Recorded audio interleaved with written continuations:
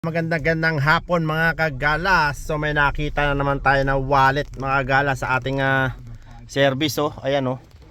May wallet na naman dito, oh. Di kita. Ayan. Oh, ayan oh. May wallet dito mga kagala oh. Oh. Naiwan na naman ng pasahero. Maragi na lang may naiiwan na wallet dito. Cellphone yata to.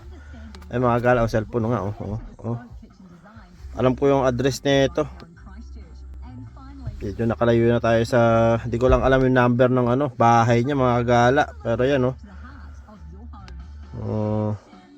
Huwag na natin buksan yan, pero tatawag natin sana yan sa Uber yan. I-report natin yan mga kagala para maging honest naman tayo. Pangit yung kukuhain yung gamit na hindi sa'yo mga kagala. So ayan, tatawagan na muna natin yung ating Uber para ma-confirm natin. May report natin na may naiwang cellphone dito sa ating sasakyan mga kagala.